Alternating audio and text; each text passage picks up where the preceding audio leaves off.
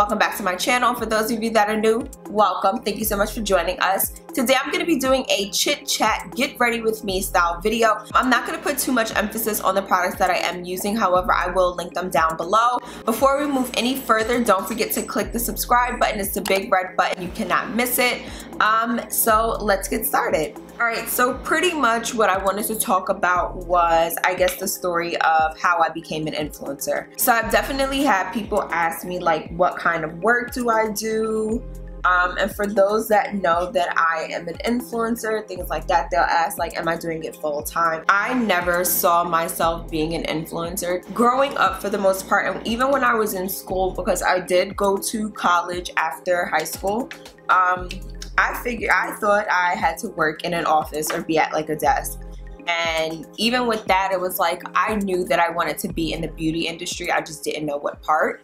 I, of course, had been using social media before it was even like as a big thing or as big as it is now since high school, which is also when I first really got into makeup. When I became a junior, I believe it was, a friend of mine, she was a year ahead of me and she had started wearing makeup, and one day she came to school and she was like, why don't you wear makeup? And I was just like, what are you trying to say? So initially I was a little offended because I'm like, what the hell is that supposed to mean? Like, I didn't think I needed it. And she was like, no, you know, I know you're a pretty girl, but you know, I think that you would really like it. So I don't remember if it was the same day or I gave it a little bit of thought, and then I asked my mom and I was like, hey, you know, do you think I could start wearing a little bit of makeup? So my mom pretty much started me off with the basics. And I promise that this backstory is really gonna add up and make sense to what I'm getting at. I really didn't start wearing foundation until maybe like my senior year of high school, and even then it was only for like school fashion shows and stuff like that. But she taught me the basics. So eyeshadow, which was basically brow bone, a crease color, and lid shade. Eyeliner, and I always wore like neutral colors, so like gold, bronze. I wore navy. Navy was my favorite, and like a gray colored pencil as well. And like I said, I always wore lip gloss, and then I started getting into like mascara and things like that. So by the time I got to college, I was just like, I was doing everything. My collection had definitely grown. I had more like eyeshadow palettes then. I was wearing lipstick here and there, definitely doing like black liner as well. And I even worked at the Clinique counter on my college campus. And that's when I really started getting into like skincare, color cosmetics. So I was definitely like matching people at school for foundations and helping girls that were in like the fashion shows. So yeah, my interest in it really started growing. When I graduated college, I was so like hell-bent on getting a job like in a corporate office because I thought that's what I was supposed to be doing. And it was like all my friends are doing these things, or like doing, you know, working in offices and working corporate. So I'm like, of course that's where I have to be, but for me it has to be beauty related. So when I graduated, a lot of the positions that I was interested in, of course I didn't have like the experience for, or I was just like having a hard time. So for the first few months especially, I worked at a summer camp, which I have been doing for like the past few years, so I didn't mind working there. I remember I applied to a role at and I got the role, and it was for like a customer service rep basically. And I was there for like 2+ years. I wanted full time and it just was not happening. After I left, I was out of work for maybe like a month, and then I started working at a hair salon as initially I was hired to be the executive assistant for the CEO. She ended up leaving within like a month of me being there. They wanted to keep me on, so they pretty much had to like find something for me to do, and anytime someone has to find something for you to do, it's never really a good thing, to be honest. But pretty much kind of like project managing for the most part, making sure like supplies were stocked where necessary. I was helping with like a lot of logistics and back end kind of things, helping with like product copy, updating like the product labels, making sure that of course they made sense and they fit to like the customer that was using the product and things like that. Within like 2 months or something like that, I was leaving there because it just was not working out. I didn't understand how, if I was hired to do one thing, why is it that you keep trying to put me at the receptionist desk? It didn't make sense to me. So I ended up leaving there. So after I left the hair salon, I got a job with, and it was pretty cool for the most part. I guess like the people that I worked with, it just wasn't organized, and I understand that everything is not perfect and there's gonna be some disorganization here and there, but that shit was just like ridiculously unorganized. And they were also relocating to Jersey, and I just didn't, and the way that the schedule was working for the shift that I had, it was just like too much having to do the back and forth, and I was just like, I'm gonna lose my mind if I try to do this. So I ended up leaving in December of 2015. Most of 2016 I was out of work, trying to find something to do, didn't know what to do, still blogging occasionally, but of course nothing serious. At the end of 2016 I got a job working with a company. It was supposed to be like 3 or 4 months, but I ended up getting cut way before then because they were having budget issues. But even prior to that, in 2015, I had a conversation with a friend of mine who, when I first started talking to her on Instagram, she had like 3,000-4,000 followers. I swear to God, I blinked and she had like 10-15K, and I was just like, how? Like, how are you doing this? And she was like, you know, you really need to revamp your Instagram page. She was like, stop posting photos of other people. Stop posting photos of other people. Only focus on yourself and what you're doing. Now, initially when I first started, I was using my Instagram page to, of course, share things that I was writing about on my blog and things like that that were going on with me, but I was also reposting other naturals. So pretty much was turning into a hair page with a little bit of me thrown in the mix, and I also had a personal page as well. So she was like, you know, delete one of the pages that you have, whichever page has the most followers, you keep that page, tell people to go to the other page, follow you there. So I did like a whole revamp haul kind of, and I deleted the features of like other people, and I pretty much just started focusing on myself and like what I was doing and how I was doing my hair, what I was using and things like that, and really just began to really focus in on myself, and my page started growing. Now, of course, it was growing slowly because there were certain things I still just didn't know. I was just like, you know, how are people growing so quickly and things like this? And I'm just like, what the hell? So, I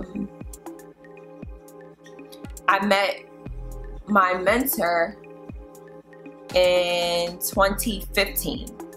And she was like, you know, I feel like I've seen you before on Instagram. You know, did you just do like some makeup look? But oh, it was around Halloween. So she was like, did you just do like some skull kind of like makeup look? And I was like, yeah. She was like, yeah, I feel like I've seen you before. She was like, no, you're very cute, whatever. You know, I manage a few of the girls in the city. I help them do events and things like that. And I'm like, oh, okay, that's cool. Not knowing that, of course, I should have been probably speaking to this woman for a while, so that I could kind of get an understanding of, you know, what it is that I need to do, how can I be better, and, you know, how can I start working with these brands. Now it's 2016, and I saw her again at this event called Texture on the Runway. I saw her again there, and she was like, you know, let's have a chat within like the next week so I could figure out, you know, what it is that you're doing wrong, how I can help you. I had an hour-long conversation with her, and that was probably one of the best industry conversations that I've had period. And it was because there were just so many takeaways from the conversation. And after that, it was like whatever she told me to do in that conversation, I did. By May 31st of 2016, I finally hit 10K. And within 3 to 4 months, August, September, I had doubled that and hit 20K. But initially, when I first hit 10K, I was just like, oh my God, this is so cool.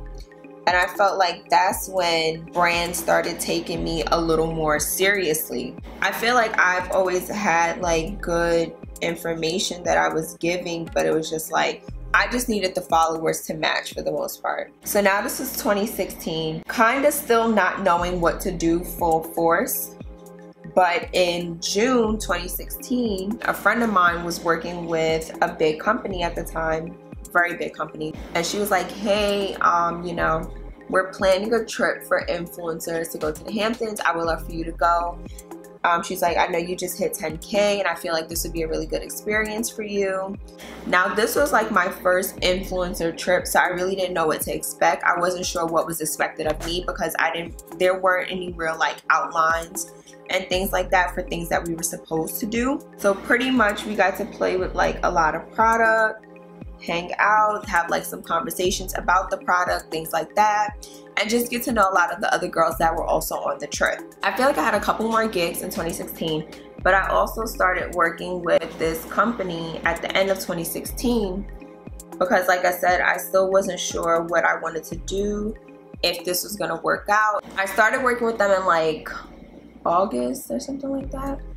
And then within like 2-3 months, they had to let me go because there was a budget issue. I was just so annoyed by that point because I just couldn't understand like why these things kept happening to me. Like, why is it always a budget issue? Or like, why is there always some foolishness? And it's like, if you're gonna be somewhere a bunch of hours a day, you have to be happy with what you're doing. Then early 2017, I had a conversation with my best friend, and she was like, you know, I think my job needs like a new receptionist, so you know, I'll put in the word for you. So in 2017, I was working at this hair salon with Reese was there, and of course a few other stylists, the owners, whatever. It was great at first, but then of course it was just like, it just became entirely too much. And I was also starting to have like more projects and like getting more invites to events. Brands were wanting to meet with me and PR agencies wanted me to come in, and I'm just like, this is hard to have to figure out if someone can cover for me. February, I had a couple of like weekends that I was like out of town doing different things, but it was one event in particular. It was the Galentine's Day event with L'Oreal. I was upset initially when I was getting ready for the event because I was running late, and I knew that there were other influencers that I wanted to see. So like Patrick Starr was there, Shayla, Karen, I Love Sarahi, and a few others. So I finally get to the event, and I'm walking around with Nick, and of course it's like we're seeing friends that we know and things like that. We're stopping, we're chatting, we're taking photos, all of this stuff. I walked past Patrick Starr the first time, and he's just kind of looking at me, and I'm like, okay. So I walk over to him. He was like, do I know you? He's like, I feel like I've seen you somewhere before. I had an amazing conversation with Patrick Starr. By the end of the conversation, he has subscribed to my YouTube channel. The fact that I was in that room with Patrick Starr, Shayla, Sir John, and I talked to these people, I had interactions with them, I was just like, this is what I'm supposed to be doing. And after that, I was like, I'm gonna give myself a couple of months and then I'm out of here, meaning the salon. By the first week of May or something like that, I was like, I'm out of here. It was just like weighing heavy on me. So I was like, I have to pick one thing or the other. And after being in that room, I need to just try this out and see how it's gonna work. Being in that room honestly was just life-changing. So it's like anytime people ask like, you know, oh, when did you start influencing, or why, or you know, how did you get into doing it full-time? I tell them that conversation because I feel like that was just like my aha moment. I just really felt like I was meant to be in that room. 2 months after quitting, I worked with Maybelline. So I was just like, holy shit. But it was just like, I really had to kick things up a notch and really just focus, because like I said, I had quit my job, so if I was gonna do that full time, I really had to do it. It's been, of course, a roller coaster. I have some really good moments and I have some really low moments. I love what I do. I still have fun doing what I do, luckily, which of course always makes it worth it. And I'm just thankful for the relationships that I've made along the way. So like with other influencers, even like some of the girls that I've met at PR agencies. But yeah, if you would have told me 5 years ago that I would be doing this, I would have laughed in your face. Like, never in a million years would you have been able to get me to believe that I would be doing this. I would be an influencer. Alright guys, so I'm all done with the look, but that's pretty much it with my story. Of course, it's been a very long and trying road, especially because I started blogging initially back in 2013, and I feel like I saw a lot of success more so in 2017. I feel like that's when things really began to pick up and take off. But that's pretty much it. I really hope that you all enjoyed my story. Of course, there's a lot more to go with my journey, but I really want to thank you all for following along. Of course, if there is anything that I didn't answer below, please let me know in the comments. I would love to answer them. But this was pretty much about my journey to becoming an influencer, things that happened to me along the way, and the steps that I took and what I saw to let me know that it was time, basically. But that's pretty much it. I really hope that you all enjoyed. Don't forget to like, comment, and subscribe, and I'll see you guys next time.